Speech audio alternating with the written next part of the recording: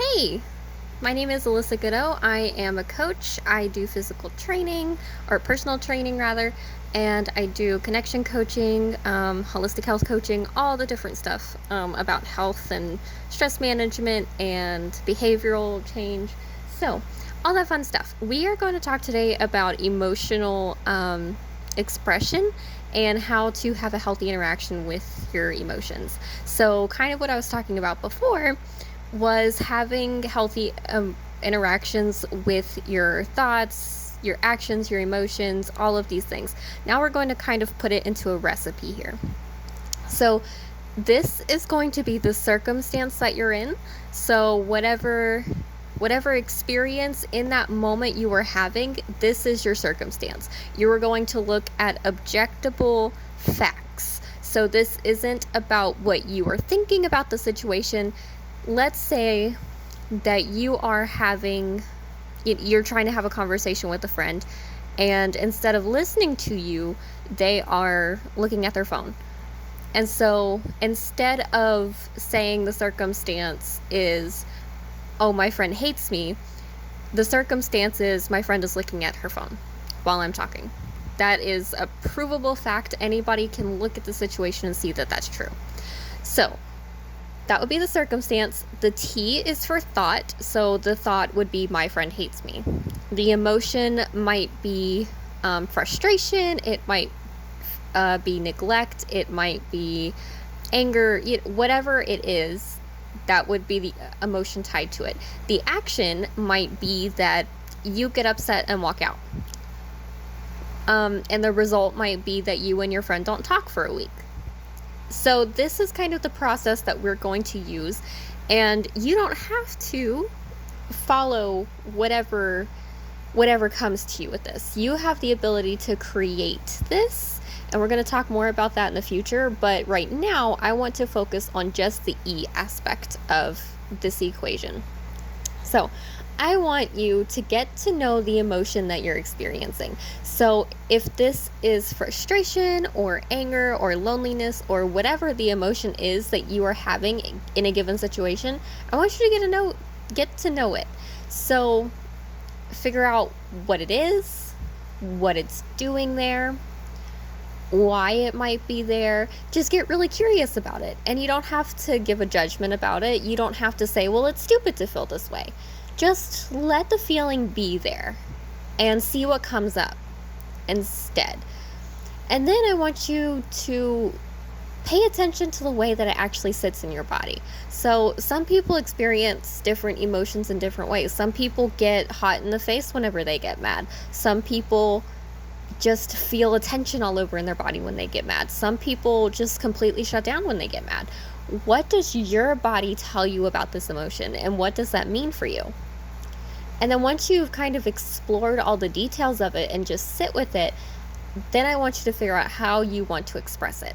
And there are lots of different ways that you can do this in a healthy way. So let's say, and before you bring it to a conversation, because of course, ideally, if you're having a conflict with someone, you would bring this to somebody's attention and say, hey, I really would like to work this out. Can we see if we can come to a mutual understanding and figure out what each other's needs are under this?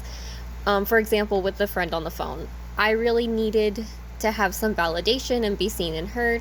Is there some way that you can do that for me? But then also hearing out the other person's side. And the other person might have been looking at their phone because they were really anxious about some news that they were going to get. We don't know until we have these discussions. And so whatever their need is underneath that, that's whenever you kind of do the conflict resolution, right? But for right now, we're just going to focus on personal expression just to kind of deal with the emotion, because sometimes we have big feelings and we just don't know how to express that in a healthy way. So I personally like to do this thing where I doodle. That probably sounds a little weird, but I'm going to walk you through some of my drawings just so that way you can kind of get an understanding about what this is. So, and you saw this in my last video, some doodles that I had on the page. In this particular doodle, I am going over what it feels like and what the experience is of what it means to be lovable and how it's not defined by other people being able to love me. So, in my experience and in my story, I have struggled with people wanting to change who I am, or people encouraging me to feel shame whenever I didn't feel like I should have been ashamed. But, whenever someone in my life would say, "Alyssa, what were you thinking?" I would internalize that and think, "Gosh, I'm just such a failure." When really that's not the truth. Or whenever somebody, and especially in toxic previous relationships, it's really easy to get tied up in this. You should do and be more or less of this for me. And I would internalize this and think, well, who I am isn't good enough, and so I have to change. And this isn't about becoming a better person or self-development. This is about somebody deciding who you should be for you.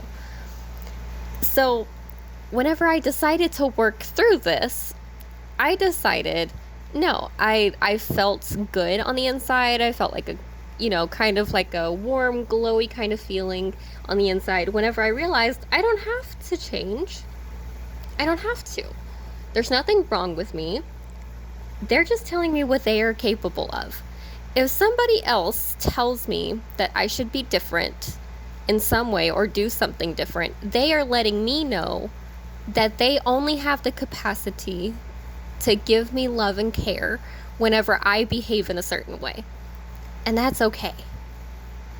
Just doodling through some of this helps me realize that it's okay that they are at where they are at, and I can still love me for who I am. So I'm going to pull another one out here so we can look at that more. Another thing that I've struggled with is I can sometimes internalize rejection. So if somebody doesn't want to spend time with me, I, hey, you want to do something or talk or whatever, and if they don't want to, if they reject me, I can get really disappointed and frustrated. And I have to remind myself, friends don't always want to hang out, and it has nothing to do with you. It might just be that they're having a lot of fun doing what they're doing, or there's something really important that they're tending to. Whatever it is, they might catch me later.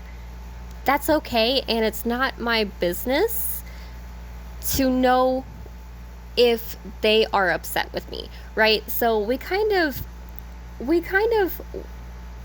put on their thoughts onto ourselves and onto our lives.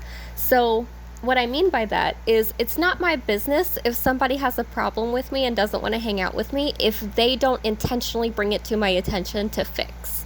If they aren't in a place where we can work this out like adults and collaborate in problem solving, then it's not my business. And it's okay to say, okay, that's fine. I'm not going to internalize your rejection of me. I'm just going to say, okay, and go do something else and ask someone else to hang out. And that's the beautiful thing, is that there usually are other people to hang out with or other things to do, and that's fine. So there's one more that I think will be a little bit more expressive. So I can kind of feel trapped by my body. I've been sick for a while, and there's a lot of stuff going on with me. So it can lead to, I feel like I'm being held back from connecting with people in different ways, from social interactions, from jobs, from dating. And so I drew my cartoon character self of me in my physical body, and I am trapped in it. I am caged inside my body. And just kind of putting this on the page and putting something realistic to it. And it doesn't matter what you draw like. I mean, obviously my drawings are just kind of crazy and super rudimentary, right? It helps you kind of process what you're going through and how you can do something different with it. Because once you have it on the page and you've interacted with it, then you can kind of come back to this and you can say, okay, so I don't want to feel this anymore. What do I want to feel? Or I don't want to think this anymore. What else can I think? What else can I do? You can come back to this and then start plugging in different pieces until you get different thoughts, different actions, different emotions, all of these things that are healthier for us to deal with. And other healthy modes of expression might be movement. It might be exercise, for example, which is a a great thing. So you can do some exercise, whether that's super strenuous or something more like somatic work or yoga. There's just so many different ways that you can express your emotions, and it's okay if something works better for you versus other things. Not every person is going to work the same. But this is just kind of an overview. I know this is a longer video, but I hope this gives you a starting place of somewhere to go.